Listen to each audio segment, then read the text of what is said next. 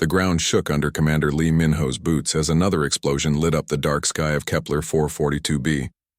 Smoke and dust filled the air around the mining facility, making it hard to see more than a few meters ahead.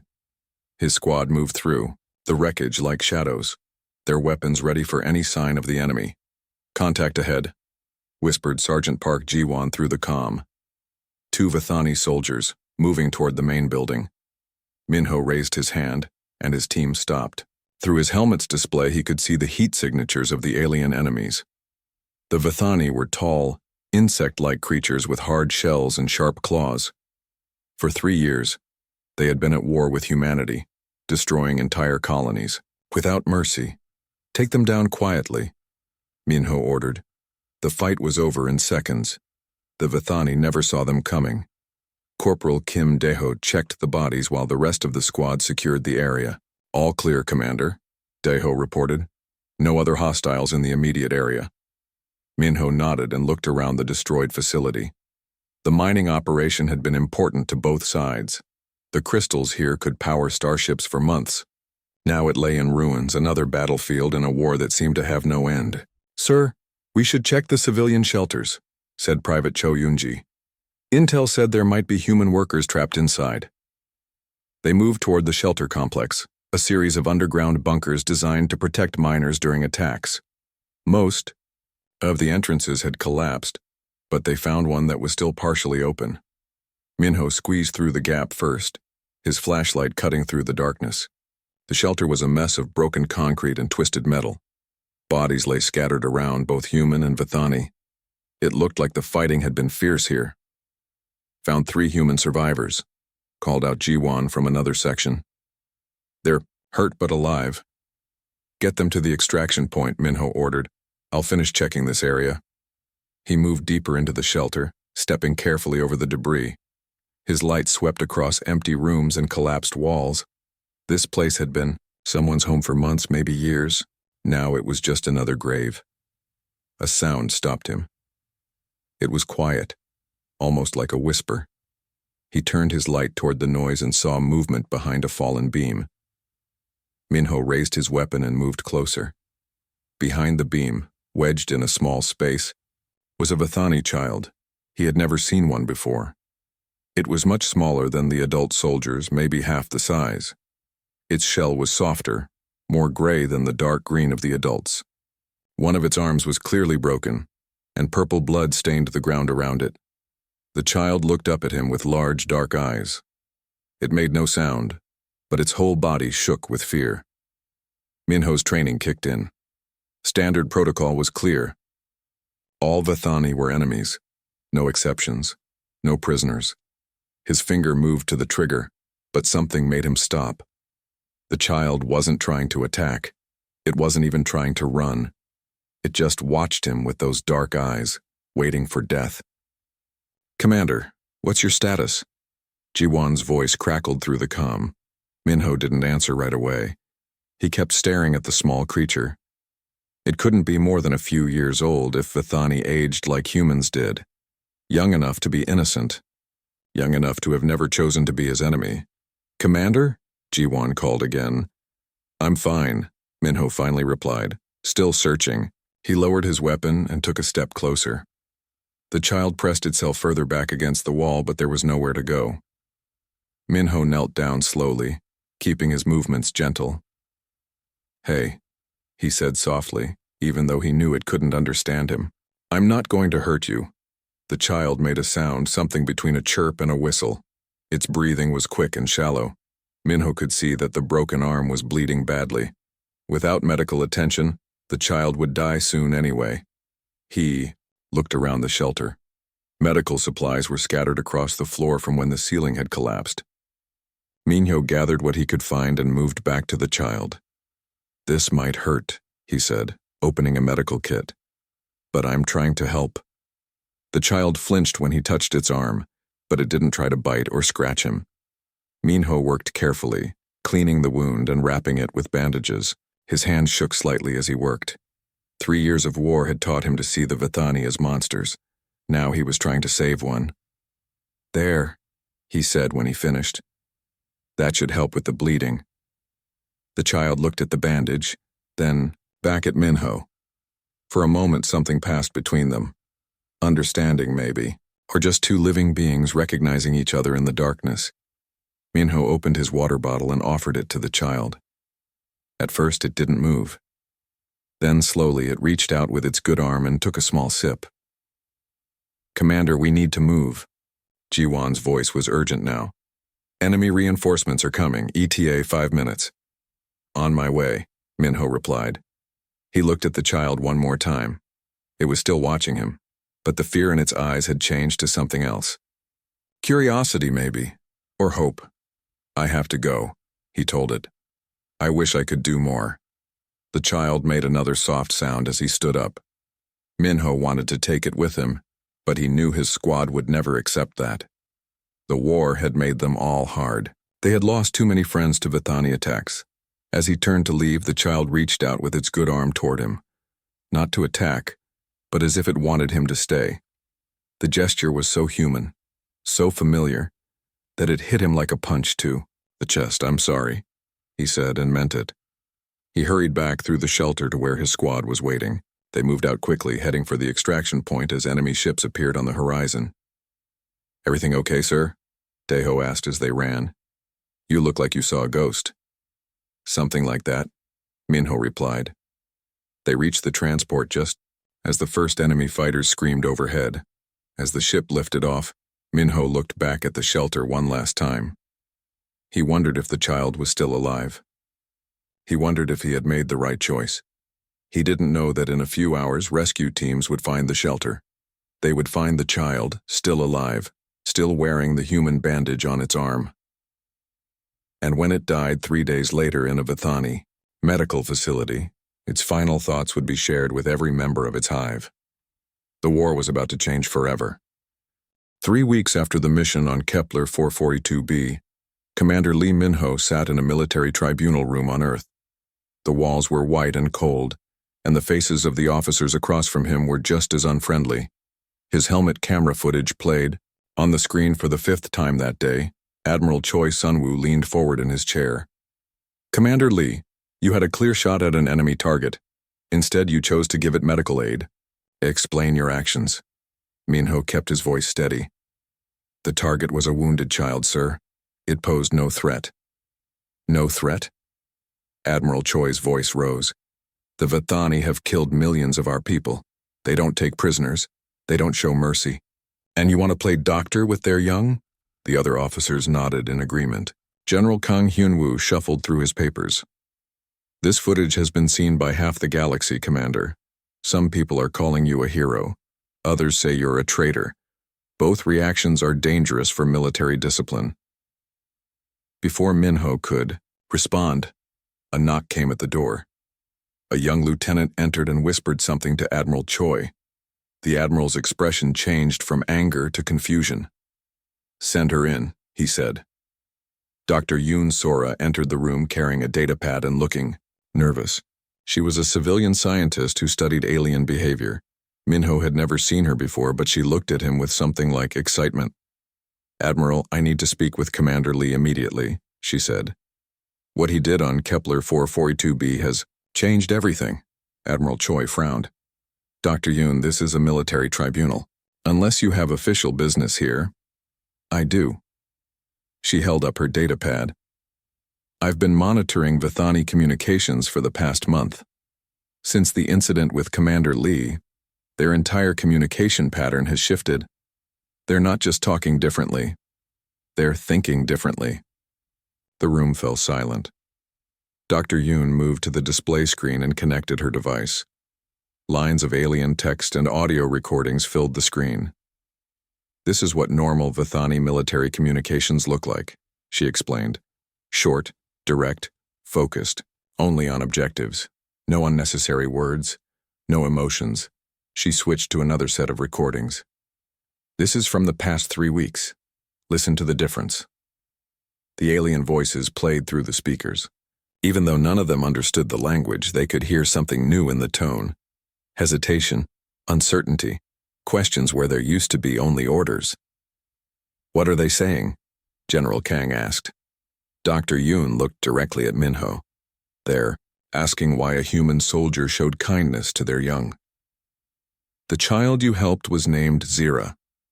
She was the daughter of Hive Queen Nara of the Third Brood. When Vithani children die, they share their final experiences with their entire hive through telepathic links. The officers stared at her in shock. Minho felt his heart skip a beat.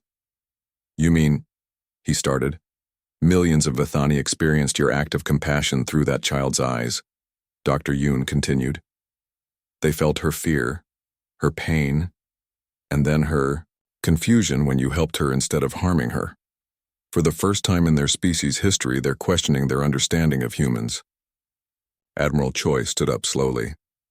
Are you saying this one incident has affected their entire military? Not just their military, their entire society. Dr. Yoon pulled up more data. We've intercepted communications from at least 12 different hives. They're all asking the same questions. Why did the human help? What does this mean? Are humans different than they believed? Across the galaxy, on the human colony world of Tau Ceti, resistance fighter Han Jisoo crouched behind the ruins of what used to be a school. She had been fighting the Vithani occupation for 2 years, leading a small group of survivors in hit-and-run attacks. Today's mission should have been simple: hit the enemy supply depot and get out. But something was wrong. The Vithani patrol that found them didn't attack immediately. Instead, they stood there, looking at the human fighters with what seemed like curiosity. One of them actually lowered its weapon. What are they doing? Whispered her second-in-command, Nam Woo-jin. Why aren't they shooting? Jisoo had no answer. In 2 years of fighting, she had never seen Vithani hesitate. They were perfect killing machines, following orders, without question. But these soldiers looked confused, almost lost. The moment stretched on. Then suddenly one of the Vithani made a series of clicking sounds. The others responded, and they all moved away, leaving the humans alone. Did they just leave? Woo-jin asked in amazement. Jisoo watched the aliens disappear into the city ruins. Something's changed, she said, but I don't know what. Back on Earth, the tribunal had turned into something else entirely. Admiral Choi was on a secure communication with Fleet Command, while Dr. Yoon continued explaining her findings to the other officers. The psychological impact is spreading beyond just military units, she told them. We're seeing changes in Vithani civilian communications too. They're using words they've never used before. Words that roughly translate to doubt and question. And maybe. General Kang looked at Minho with new eyes. Commander, do you understand what you've done? Minho shook his head. I just tried to help a hurt child, sir. You may have just changed the course of the entire war, the general replied. Dr. Yoon nodded enthusiastically. The Vithani mind is completely different from ours. They think as a collective, following genetic programming that has guided them for thousands of years. Individual choice is almost unknown to them, but your act of unexplained kindness has introduced a new concept into their collective consciousness. What concept? Admiral Choi asked, returning from his communication. Free will, Dr. Yoon said simply. For the first time, individual Vithani are making choices that go against their programming. Some are refusing orders. Others are asking questions their leaders can't answer. A few have even abandoned their posts entirely. The room fell silent as the implications sank in. A war that had seemed hopeless was suddenly full of new possibilities. Admiral Choi sat back down and looked at Minho for a long moment. Commander, it appears your court-martial is being postponed indefinitely. Fleet Command wants you to work with Dr. Yoon. They want to understand exactly what's happening and how we can use it. Minho felt overwhelmed. All he had done was show mercy to a dying child. Now that simple act was rippling across the galaxy, touching minds he had never imagined. What do you need me to do? He asked. Dr. Yoon smiled. Help us figure out how to talk to them. Because I think some of them want to talk to us too. Outside, the tribunal room, the war continued. But something fundamental had shifted. On both sides of the conflict, individuals were beginning to question everything they thought they knew about their enemies. The child named Zira was gone, but her final gift to the galaxy was just beginning to unfold. In the deep chambers of Hive Ship Karatha, Hive Queen Nara stood before the sacred memory pools. The bioluminescent liquid glowed softly as she touched its surface with her mind, reliving her daughter's final moments for the 100th time. Through Zira's eyes, she saw the human soldier's face. She felt her daughter's fear transform into something else as gentle hands wrapped her broken arm. She experienced the taste of clean water given freely by an enemy. Most confusing of all, she felt the human's regret when he had to leave. These feelings made no sense to her. In 3,000 years of life, Nara had never experienced anything like them. The Vithani way was simple. Follow the genetic code, serve the hive, destroy those who threatened the species. There was no room for doubt or mercy or the strange warmth she had felt through her daughter's dying thoughts. "My queen," came a voice behind her. War Commander Vex approached with the measured steps required in the presence of royalty. "The Council of Minds awaits your decision on the human prisoners." Nara turned away from the memory pool. The council had been simple before Zira's death. Execute all humans immediately. Take no prisoners. Show no weakness. But now, every time she tried to give that order, she saw the human soldier's face. "What do our genetic codes tell us about the humans?" she asked. Vex tilted his head in confusion. "They are enemies, my queen. They must be destroyed. The codes are clear." "But what if the codes are wrong?" The words hung in the air like poison. Vex stepped backward, his exoskeleton clicking in alarm. "My queen, the codes have guided us for millennia. They cannot be wrong." Nara moved to her private chamber, where stolen human data files glowed on organic screens. For weeks, she had been studying human culture, trying to understand the soldiers' actions. What she found challenged everything she believed. Humans created art for no practical purpose. They risked their lives to save strangers. They formed bonds with creatures that couldn't help them survive. Most shocking of all, they often chose to help others even when it hurt themselves. "Show me the prisoners," she commanded. Vex led her through the ship's corridors to the detention cells. 37 humans sat in biocages waiting for execution. They had been captured during various battles over the past months. Among them was a female in diplomatic clothing. "That one," Nara pointed. "Bring her to my chamber." The human woman was dragged before Nara an hour later. Despite her restraints and obvious fear, she stood straight and looked directly at the queen. Her nameplate read, "Yang Minji Diplomatic Corps."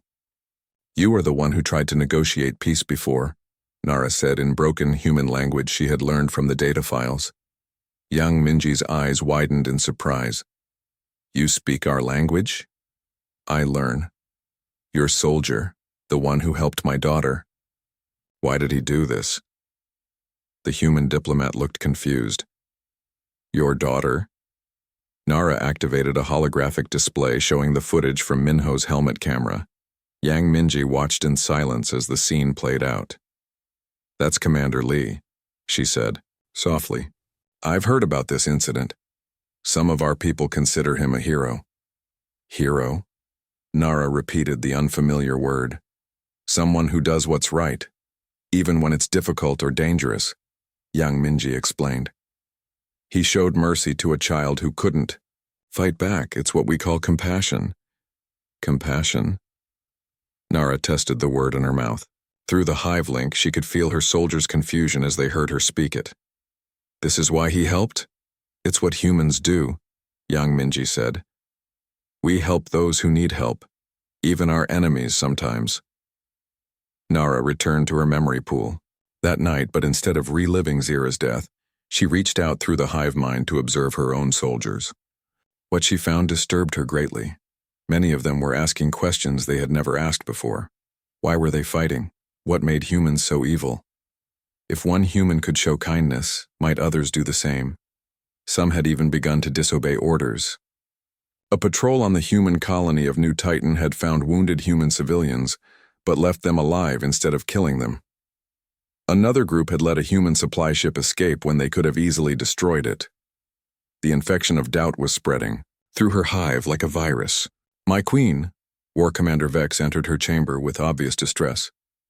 "The other hive queens are demanding an explanation.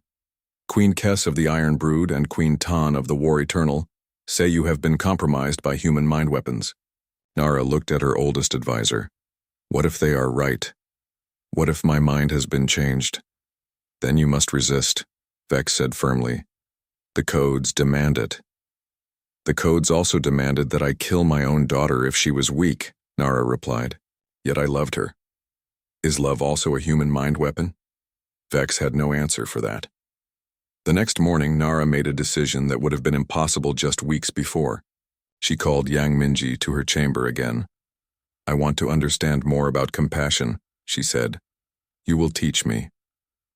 Over the following days, Yang Minji explained human concepts that seemed impossible to Vithani minds. She talked about choosing to help others without getting anything in return. She described love that existed beyond the need to create offspring. She spoke of art and music and stories that served no survival purpose but made life worth living. Most importantly, she explained the human concept of individual choice. "Each human decides for themselves what is right," she said. "We don't follow genetic programming. We choose our own path." This idea horrified and fascinated Nara in equal measure. To choose one's own path meant accepting responsibility for the consequences. It meant that every action was a decision, not just an automatic response. "What would you choose?" Nara asked. "If I set you free?" Young Minji thought carefully. "I would try to bring peace between our peoples. I would tell my leaders that not all Vithani are the same, just as not all humans are the same." That night, Nara accessed the ship's communication system and sent a message that would change everything. She ordered the release of all human prisoners and safe passage to the nearest human outpost. The response from the other hive queens was immediate and furious. They declared her mind corrupted and demanded her immediate removal from power. But something unexpected happened. Other Vithani began to support her decision. Workers who had never questioned orders before spoke up in defense of their queen's choice. Soldiers who had felt the echo of Zira's final moments chose to follow Nara rather than the traditional leaders. For the first time in Vithani history, the hive mind was dividing along lines of personal belief rather than genetic programming. War Commander Vex found Nara standing at the ship's observation deck, watching Yang Minji's transport disappear into hyperspace. "My queen," he said quietly. "Half the hive supports your decision. The other half demands we return to the old ways. What do we do now?" Nara touched the window with one clawed hand. "Now we learn what it means to choose our own destiny," she said, "even if it destroys us." Behind them, the hive ship hummed with the sound of a species learning to think for itself. The war was far from over, but it would never be the same again. In the distance, other Vithani ships were changing course, heading toward Nara's position. Some came to support her new path. Others came to stop her before the infection of free will could spread any further. The child Zira had been dead for months, but her gift to both species was just beginning to bloom into something that might save them all. The emergency session of the Human Defense Council had been called at 3 a.m, Earth time. President Lim Soman sat at the head of the table, looking at the impossible message that had arrived 6 hours earlier. "Read it again," she said to her aide. The young man cleared his throat. "Message from Hive Queen Nara of the Third Brood to the Human Defense Council. I request immediate peace negotiations. I have released all human prisoners as a sign of good faith. I wish to end this war before it destroys both our species. Signed, Nara, daughter of queens, mother of minds." General Kang Hyunwoo slammed his fist on the table. "It's obviously a trap. The Vithani have never shown interest in peace. This is some kind of military deception." "What if it's not?" asked Dr. Yoon Sora, who had been brought in as an expert on Vithani behavior. "My analysis of their communications shows genuine division within their ranks. Some hives are fighting each other now, not just us." Admiral Choi Sunwoo pulled up tactical displays. "Intelligence confirms unusual Vithani ship movements. 3 hive fleets have broken off from their main attack groups. They appear to be heading toward Queen Nara's position." "To support her or to stop her?" President Lim asked. "Unknown. the Admiral replied. But there's definitely a civil war brewing in Vithani space. Commander Lee Minho had been sitting quietly, still uncomfortable with being in such high-level meetings. Madam President, if there's any chance this is real, shouldn't we at least try to respond? General Kang turned on him. Commander, your soft heart got us into this mess. The Vithani are using your moment of weakness against us. That's enough, President Lim said firmly. Commander Lee's actions have created an opportunity we never expected. The question is, do we take the risk? Yang Minji, who had been rescued from the Vithani ship just 2 days earlier, spoke up. I met Queen Nara, personally. She's changed. I saw her struggling with concepts that were completely foreign to her. If she's willing to negotiate, we should listen. Dr. Yoon nodded in agreement. The psychological profiles support this. Nara's behavior shows all the signs of someone experiencing genuine cognitive evolution. She's learning to think outside. Her genetic programming. President Lim looked around the table. If we agree to negotiate, where would we meet? How do we ensure it's not a trap? Neutral space, suggested Admiral Choi. The mining station at Kepler 186F. It's been abandoned since the war started. No strategic value to either side. Meanwhile, in the depths of space, Queen Nara's hive ship was surrounded by the vessels of her enemies. Queen Kes of the Iron Brood had arrived with 50 warships, while Queen Tan of the War Eternal brought 40 more. The communication channels crackled with angry voices. Nara of the Third Brood, came Queen Kes's harsh mental voice through the hive link. You have been declared mind-corrupted by the War Council. Surrender yourself for genetic cleansing or face destruction. Nara stood in her command chamber, feeling the fear of her followers through their shared connection. Many of them had never chosen to defy authority before. The concept of individual rebellion was still new and frightening. I have not been corrupted, she replied. I have been awakened. The humans are not what we believed them to be. Queen Tan's mental voice cut through the link like a blade. You freed human prisoners. You spoke their language. You have violated every sacred code of our people. The codes are wrong, Nara said, and felt the shock ripple through both her supporters and enemies. For 3,000 years we have followed programming that tells us only the hive matters, but I have seen through the eyes of my daughter that individual life has value too. Around her, the crew of her ship worked frantically to prepare for battle. But something remarkable was happening. Vithani from the attacking fleets were abandoning their posts and requesting transport to Nara's ship. Young worker Kes, who shared a name with the attacking queen, had been serving on an Iron Brood vessel. But she had felt the psychic echo of Zira's final moments and it had changed her. She slipped away from her post and stole a small transport craft. This is worker Kes requesting permission to board, she transmitted to Nara's ship. I choose to follow the new path. She was not alone. Dozens of similar messages came from ships across both attacking fleets. Vithani, who had never made an independent decision in their lives, were choosing to rebel against their queens. The traditional leaders were horrified. Their perfect hive mind was fracturing into thousands of individual voices. Destroy them all, ordered Queen Tan. Any who follow the mind-corrupted one must be cleansed. But when the order came to fire, something unprecedented happened. Some ships obeyed, but others did not. For the first time in Vithani history, soldiers were refusing direct orders from their queens. On the human colony of New Seoul, resistance fighter Han Jisu watched in amazement as Vithani occupation forces began fighting each other. Some continued, their patrol patterns as always, but others had begun helping human civilians. A group of Vithani soldiers had actually brought medical supplies to a human refugee camp. They couldn't speak the language, but their actions were clear. They were trying to heal instead of harm. I don't understand any of this, said her second-in-command, Nam Woo-jin. 3 days ago, they were trying to kill us all. Now some of them are bringing us food and medicine. Jisoo shook her head in wonder. Whatever Commander Lee did on Kepler 442b, it's spreading. The enemy is becoming divided. Back on Earth, President Lim made her decision. We'll meet with Queen Nara, but we go in prepared for anything. If it's a trap, we'll be ready. If it's genuine, we might end this war. She looked at Commander Lee. I want you there for the negotiations. Me? Minho looked surprised. I'm just a soldier, Madam President. You're the soldier who started this, she replied. Some of them will only trust you.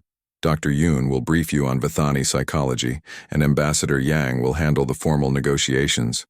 But you'll be our proof that humans can show mercy. 3 days later, the abandoned mining station at Kepler 186F became the most important place in the galaxy. 2 ships approached from opposite directions. The human vessel was small but heavily armed. The Vithani ship was massive, clearly designed for war. As they docked at the station, beings from 2 species that had been trying to destroy each other prepared to sit down and talk. Queen Nara brought 5 advisors, including War Commander Vex, and the young worker Kess who had defected from the enemy fleet. The humans brought President Lim, Commander Lee, Dr. Yoon, Ambassador Yang, and Admiral Choi. The station's old conference room had been hastily prepared with atmosphere suitable for both species. When the 2 groups faced each other across the table, the silence was heavy with 3 years of war and death. Queen Nara spoke first, her words carefully chosen in the human language she had been learning. Commander Lee, she said, looking directly at Minho, you saved my daughter when you did not have to. Why? Minho stood up slowly. Because she was just a child. Because she was hurt and scared. Because it was the right thing to do. The right thing, Nara repeated. This concept is difficult for my people. We do what the codes tell us, but you do what you believe is right, even when it conflicts with your orders. President Lim leaned forward. Your Majesty, we're here because you said you wanted peace, but our species have been at war for 3 years. Millions have died on both sides. How do we move forward from that? Nara's advisors shifted nervously, but she kept her composure. We move forward by choosing a different path. My people are learning that they can choose. Some choose to continue the war. Others choose to seek peace. I choose peace. The negotiations lasted 18 hours. There were moments when it seemed impossible to bridge the gap between 2 completely different ways of thinking. But slowly, carefully, they began to find common ground. The breakthrough came when young worker Kess spoke up, defying all protocol by addressing the human leaders directly. I was there when your soldier helped the little one, she said in broken human speech. I felt her feelings. Fear became trust, hate became hope. If one human can change one Vithani heart, maybe all hearts can change. By the end of the session, they had the framework for a ceasefire. Not peace, not yet, but an end to active hostilities, while they worked toward something more permanent.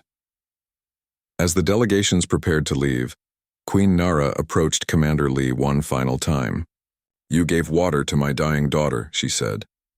Now her gift flows through both our peoples like that water. Change is coming whether we guide it or not. I choose to guide it toward peace. Minho nodded. I hope we can make it work, Your Majesty. We will, Nara replied with newfound confidence. Because we choose to. The war was not over, but for the first time since it began, there was hope that it could end with something other than the complete destruction of one species or the other. As the ships departed in opposite directions, both carrying news that would reshape 2 civilizations, the abandoned mining station returned to silence. But the words spoken there would echo across the galaxy for generations to come. The attack came at dawn on New Sol, the largest human colony in the disputed sector. Queen Vex of the Bloodsworn had gathered the largest Vithani fleet in decades, determined to end what she called the corruption of mercy once and for all. Commander Lee Minho stood on the command deck of the human defense station, watching the massive enemy force approach. 300 Vithani warships filled the scanner displays, more than the colony had ever faced before. Sir, we're receiving a transmission from the lead ship, reported Communications Officer Park Sora. Put it through. Queen Vex's harsh voice filled the command center. Humans of New Sol, you have 1 hour to evacuate. We come not just to destroy you, but to cleanse the galaxy of the weakness you have spread to our people. Any Vithani who Stand with you will share your fate. The transmission cut off, leaving the command center in tense silence. What's our defensive capability? Minho asked Admiral Choi, who had arrived with reinforcements 2 days earlier. 60 ships, maybe 70 if the civilian transports can fight, Choi replied grimly. Against 300, we don't stand a chance. Then another voice came through the communication system, speaking in the clicking language of the Vithani before switching to human speech. New Soul Defense Force, this is Queen Nara of the Third Brood. We are moving to support your position. On the scanners, a second fleet appeared. Smaller than Vex's force, but still substantial. 50 Vithani ships approached from the opposite direction, their transponders showing peaceful intent. Admiral Choi stared at the display in disbelief. Are they really going to fight alongside us? Only one way to find out, Minho replied. Queen Nara's ship, the Karatha, took position alongside the human flagship. Through the viewports, they could see the alien vessel's bio-organic hull pulsing, with bioluminescent patterns. Commander Lee, came Nara's voice through a direct channel. My people are frightened. They have never fought against their own kind, but they choose to be here. We're honored to fight beside you, Your Majesty, Minho replied. The battle began exactly 1 hour later. Queen Vex's fleet struck with overwhelming force, their weapons tearing through the first line of defenders. But something unexpected happened when they engaged Nara's ships. The traditional Vithani forces hesitated. They had been programmed for millions of years to never harm another Vithani, and now they were being ordered to kill their own kind. Some ships fired as commanded, but others held back, creating gaps in their attack formation. Minho saw the opportunity. All ships concentrate fire on the hesitating vessels. Give their crews time to make their choice. It was a risky strategy, but it worked. As the battle continued, more and more traditional Vithani ships stopped firing. Some even switched sides, entirely, turning their weapons on Queen Vex's remaining loyal forces. On the surface of New Sol, the fighting was just as chaotic. Resistance leader Hanjisu led her fighters against Vithani ground forces, but found herself fighting alongside other Vithani soldiers who had chosen to protect human civilians. The most remarkable moment came when a group of Vithani warriors surrounded a human school, clearly preparing to attack. But before Jisu's fighters could respond, another group of Vithani arrived and fought to protect the children inside. I'm fighting beside aliens to protect humans from other aliens, Nam, Ujin said in amazement as they watched the battle unfold. How is this my life now? Above the planet, the space battle reached its climax when Queen Vex's flagship engaged both the human command ship and Queen Nara's vessel simultaneously. The three massive ships exchanged devastating fire, while smaller craft swarmed around. Then Commander Minho made a decision that would have been impossible just months earlier. Admiral, I'm requesting permission to board Queen Nara's ship. If we coordinate our attacks directly, we might be able to break through Vex's defenses. Admiral Choi looked at him like he was insane. You want to board an alien warship in the middle of a battle? It's our best chance, Minho replied. Minutes later, Minho found himself in a Vithani shuttlecraft, surrounded by alien warriors who had once been his mortal enemies. The interior of Queen Nara's ship was unlike anything he had ever seen. Living walls pulsed with organic light, and the air smelled of something between flowers and ozone. Queen Nara met him in the command chamber, which looked more like the inside of a giant sea creature than a spaceship bridge. Commander Lee, she said, her English much improved since their first meeting. Your presence here gives my people courage. They see that cooperation is possible. They worked together to coordinate the final assault on Queen Vex's flagship. Minho found himself giving tactical advice to an alien queen, while Vithani officers took orders from a human commander. The cooperation that seemed impossible just hours earlier was now working perfectly. The combined attack succeeded. Queen Vex's ship was disabled, and her remaining fleet surrendered rather than continue fighting against their own people. But the real victory came in the aftermath.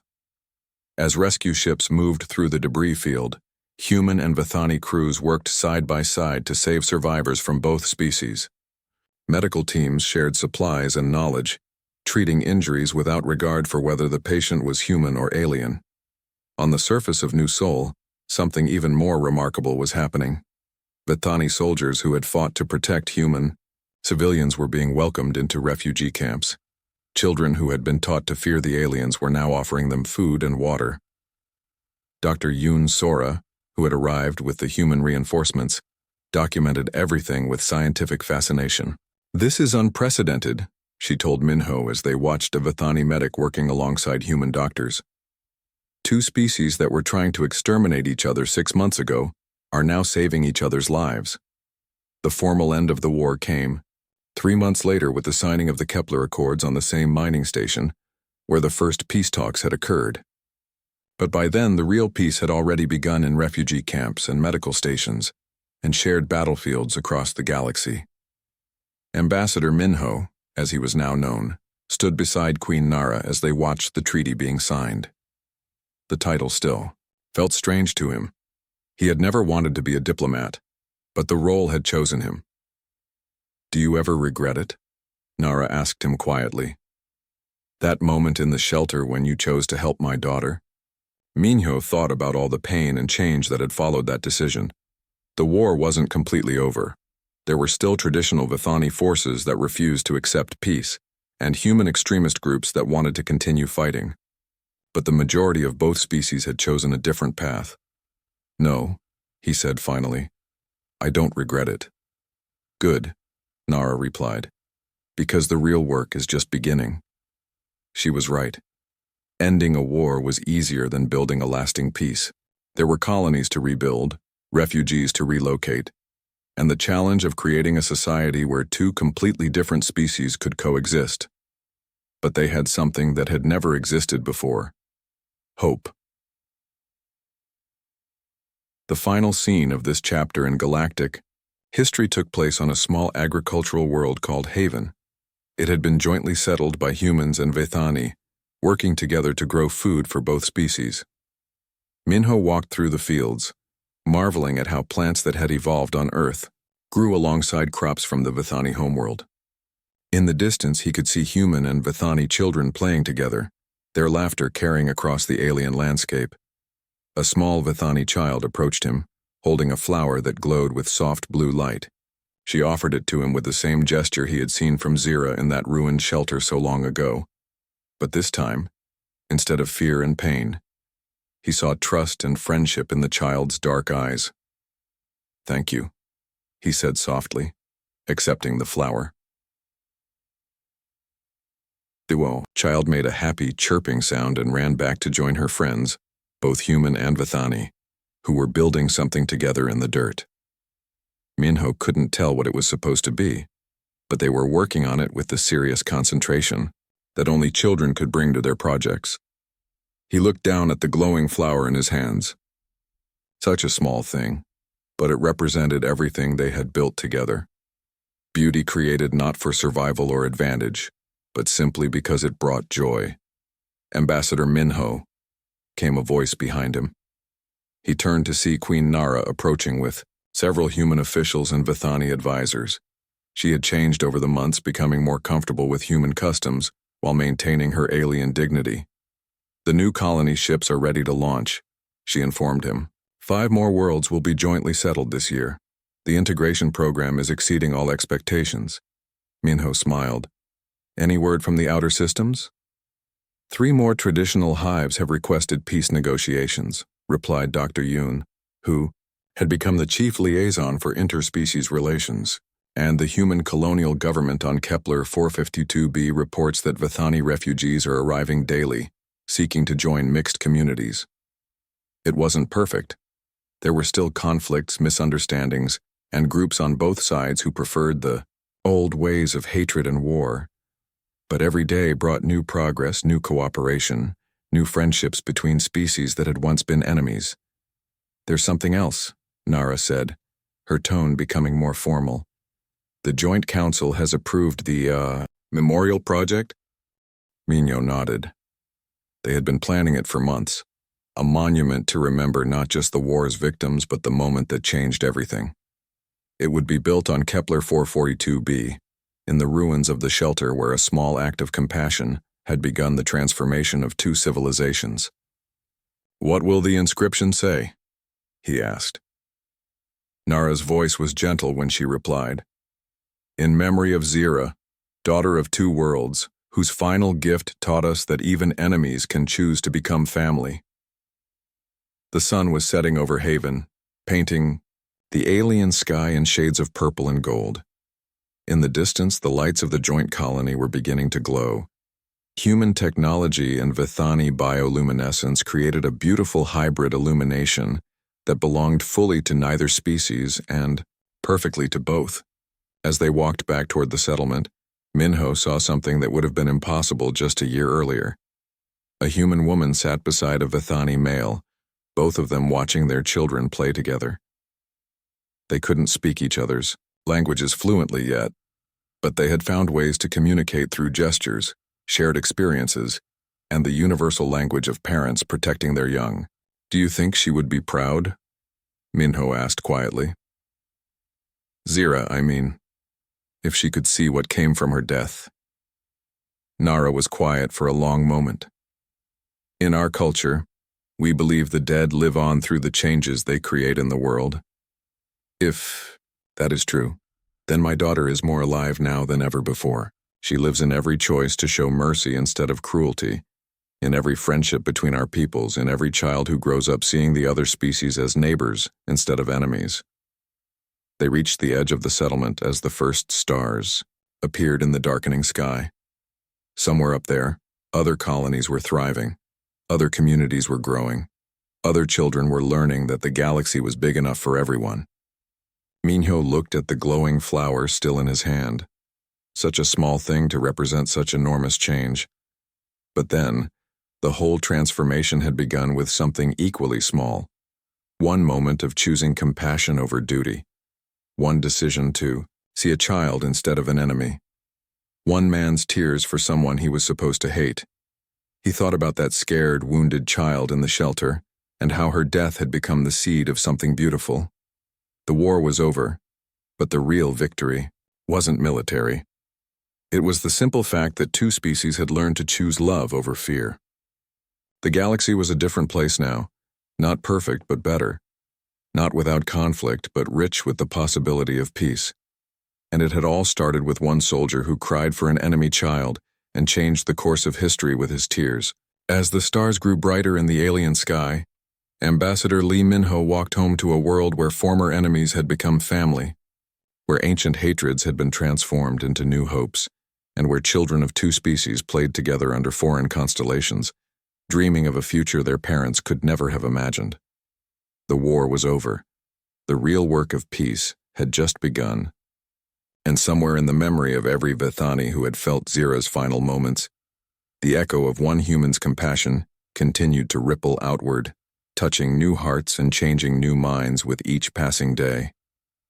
The child was gone, but her gift to the galaxy would last forever.